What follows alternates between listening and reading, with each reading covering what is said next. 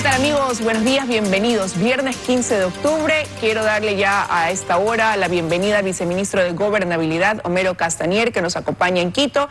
Gracias por estar esta mañana con nosotros. Buenos días. Muy buenos días, Liz. Un saludo a usted y a todo el pueblo ecuatoriano. Como ya es de conocimiento público, viceministro, la próxima semana el gobierno enviará ahora este megaproyecto de ley dividido en tres partes: lo laboral, lo tributario y lo que respecta a inversiones. Se ha dicho que lo enviaría al mismo tiempo, teniendo un carácter económico urgente, lo tributario por los tiempos. Una vez que nuevamente apuestan al tratamiento por parte de la Asamblea, ¿cuál será esa estrategia que se aplique desde el gobierno para lograr los acuerdos, consensos necesarios?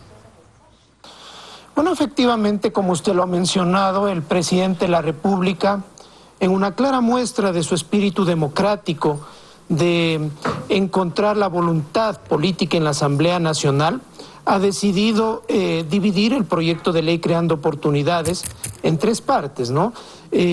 Tal vez los tiempos no serán los mejores como era el proyecto inicial para el tratamiento, para que empiece a surtir efecto y tenga esa efectividad necesaria como fue inicialmente planteada. Pero bueno, cuando uno encuentra un bloqueo en una carretera, tiene que buscar un desvío. Y esperemos que la Asamblea Nacional ahora actúe con esa voluntad, con la receptividad para que permita que este proyecto se debata, que este proyecto empiece a construirse desde el procedimiento parlamentario, que se abra la posibilidad de que no solo los legisladores, como representantes del pueblo ecuatoriano, puedan presentar las observaciones necesarias, sino se empiecen a recibir las comparecencias, las comisiones generales, que ese es la esencia de la democracia, y así es como está dividida la colegislación entre el Ejecutivo y la Asamblea para construirla, ¿no? Repito, esperemos que haya esa voluntad para que se dé trámite y no haya esa oposición destructiva que ha bloqueado la posibilidad de que los empeños del Ejecutivo sean tramitados en la Asamblea Nacional. Se lo preguntaba también, viceministro, porque si bien el presidente dejó entrever que él accede a dividir este proyecto para poder darle viabilidad, eso respondiendo también a lo que se decía desde el otro lado de la Asamblea, donde en reiteradas ocasiones, desde la presidenta hasta algunos legisladores, decían que estaban abiertos al tratamiento siempre y cuando se den modificaciones en este megaproyecto de ley de creación de oportunidades. Pero eso no se contrapone también al momento en que el presidente señala de un triunvirato de conspiración a líderes de las bancadas con mayor número de legisladores al interior de la Asamblea.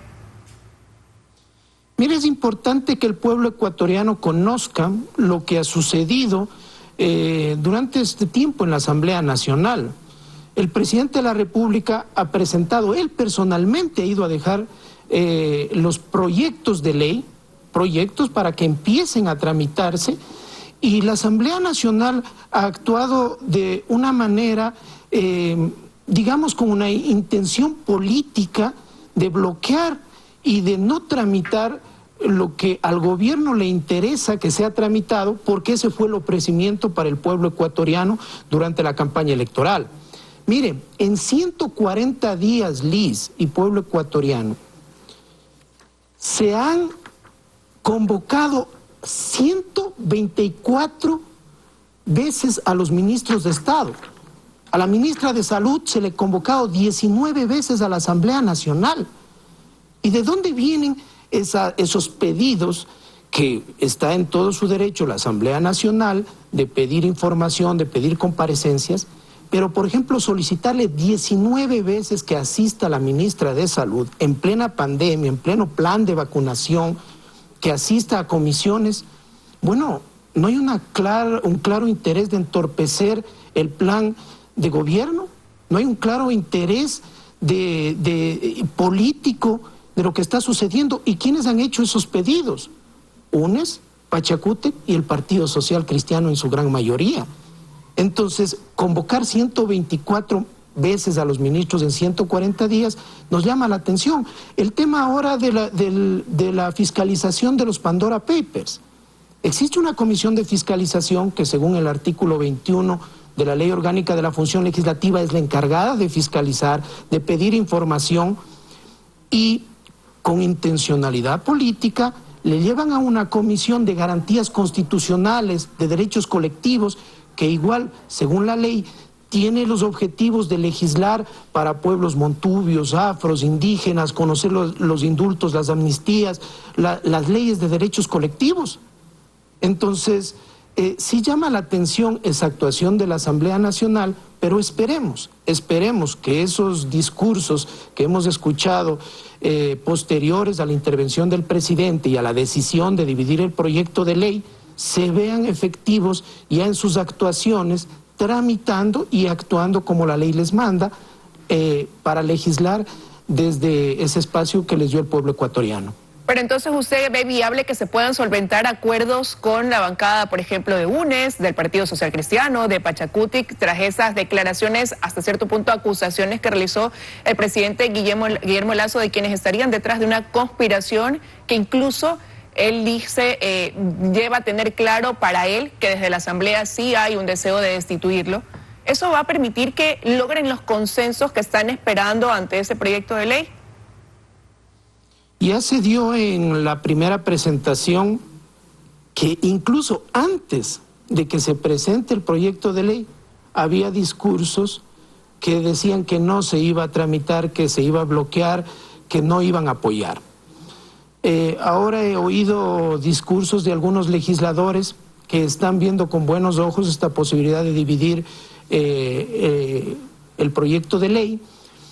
Pero mire, la oposición destructiva, la oposición que no quiere que le vaya bien al gobierno y por ende que no le vaya bien a todos los ecuatorianos, no va a cambiar. Esa oposición con fines desestabilizadores, con fines y con discursos, imagínense en 4 meses ya estar hablando de destitución del presidente, de juicio político, de llevarle no solo al presidente, a su familia, a la Asamblea Nacional. Realmente esa oposición no tiene los fines de que el éxito del gobierno sea el éxito de los ecuatorianos. Permitan ahora debatir el proyecto de ley en la Asamblea, se va a abrir ya la puerta para que dialoguemos con las bancadas. Entendamos que las bancadas y los diferentes grupos políticos también van a tener a lo mejor intereses de que se incluyan ciertos temas que ofrecieron ellos en campaña, que a lo mejor eran de los intereses de sus grupos políticos, por su ideología, por la forma que tiene la Asamblea de composición política. Pero, repito, esas oposiciones destructivas no van a querer nunca que le vaya bien al gobierno. Entonces ahí, ¿cuál es el ambiente? ¿Cómo calificaría usted el ambiente en este momento? ¿Como un compás de espera donde el presidente jugó sus cartas hasta cierto punto diciendo voy a acceder a lo que me está pidiendo la Asamblea y con eso yo demuestro que mi interés es que esto pueda entrar en un debate, que haya un diálogo, dejando en la cancha del legislativo ahora que ellos también muestren esa capacidad de diálogo que dicen tener siempre que hayan los cambios y según eso después tomar alguna decisión? Poner por ahora esta crisis política con una tensa calma en una especie de compás de espera. El presidente de la República ha cumplido lo que manda la Constitución, ha presentado un proyecto de ley económica urgente. En mi criterio, el Consejo de Administración de la Legislatura, un ente administrativo, no podía decir que es bueno, que es malo, que es constitucional, que es inconstitucional, qué reformas valen o no valen la pena. Para eso está el debate, para eso está el Pleno de la Asamblea, para eso están las comisiones y la construcción de una ley. Hubo un bloqueo desde ese lado. Esperemos que ahora, desde que se presente, primero pase ese filtro, que ya no tengan pretexto de decir que ya no hay un hilo conductor cuando sí lo hubo, que era la generación de empleo y la creación de oportunidades, y allí sí veremos cómo actúan las diferentes bancadas, ¿no? Cuál es su posición, si están, no digamos, dándole espalda al gobierno o bloqueando al gobierno, sino dándole espalda a esos 7 de cada 10 ecuatorianos a quienes se les ofrece con este proyecto de ley la posibilidad de tener un empleo adecuado. Ahora, si bien usted dice mantienen abierta esa esperanza de que el rumbo que tome el proyecto de ley sea distinto al volverlo a presentar la próxima semana en la Asamblea, también ha reconocido que esa oposición, dice usted, destructiva, no va a cambiar. Entonces, ante eso, ¿cuál es el plan B que tuvieran desde el gobierno, ya anticipando que aquí hay la probabilidad de que prospere el tratamiento de ese proyecto como que se mantenga el bloqueo? Que no se confunda un gobierno respetuoso de la ley, democrático, transparente, que toma decisiones, que sea un gobierno que esté sometido a la posibilidad de mafias e intentos golpistas y desestabilizadores. El presidente de la República lo ha dicho, iniciaremos una batalla democrática pensando en esa creación de oportunidades, en la generación de empleo, en la posibilidad de tener un escenario diferente, de no seguir haciendo lo mismo, porque haciendo lo mismo vamos a tener los mismos resultados, haciendo cosas diferentes. Este país necesita un cambio, y ese cambio, con responsabilidad, el presidente Guillermo Lasso le ha planteado al país. Yo no me quiero adelantar, pero existen los caminos democráticos para que ese proyecto de ley sea ley de la República, vaya al registro oficial y beneficie a esos casi 6 millones de ecuatorianos que necesitan un empleo formal. ¿Quiere decir eso, que se mantendría latente, hay una posibilidad de una muerte cruzada? El presidente de la República ha sido claro, y no debemos asustarnos, Liz, no debemos asustarnos de lo que manda la ley, de lo que esté en la ley, de los procedimientos democráticos, de consulta popular, de la posibilidad de lo que dice el artículo 148 de la Asamblea, de la Constitución, perdón, frente a la potestad que tiene el presidente. De lo que debemos asustarnos es de los temas ilegales, no de los temas legales, de los temas de los juicios, de las glosas, de los escándalos, de los temas de corrupción. Las vías legales están allí y el presidente de la República tendrá en su momento la potestad, si es que así se da, de hacer uso de lo que manda la Constitución. Pero es que ayer hubo ya un pronunciamiento de una respuesta de quienes fueron señalados por él como un triunvirato de la conspiración, y en parte pues lo que dijeron es que esa actitud, esa acusación o señalamiento del presidente Lasso responde, por un lado, al querer desviar la atención de los problemas que hoy afronta, y por otro lado también a una desesperación debido a que encuestas presentan cifras donde se habla de una baja de su popularidad. El presidente lo mencionó, el tema de encuestas le interesa solo a los candidatos. Él tiene una responsabilidad de tomar decisiones, y decisiones que le convienen y que sean correctas para el pueblo ecuatoriano. Él no se está fijando este momento en encuestas, sino en las decisiones que tiene que tomar. Y miren, en democracia puede haber criterios diferentes, pero cuando en democracia se ve estos acuerdos o coincidencias de que a los 100 días o un poco más de gobierno ya hay intentos desestabilizadores, discursos coincidentes que van no solo en contra de lo que está haciendo el presidente, sino hablando, como hemos visto en discursos de juicio político, de renuncia. Realmente eso nos da mucho que pensar, ¿no? Esperemos que en democracia, ahora que se va a presentar este nuevo camino de que este proyecto de ley sea beneficioso para los ecuatorianos, camine dentro de la Asamblea. Los asambleístas tienen ahora la responsabilidad, cuando sea presentado, de canalizar y de tomar las decisiones. ¿Y por qué no? ¿Por qué no? De mejorar el proyecto de ley. Esa es la función. Esa es la función de un asambleísta como representante del pueblo ecuatoriano.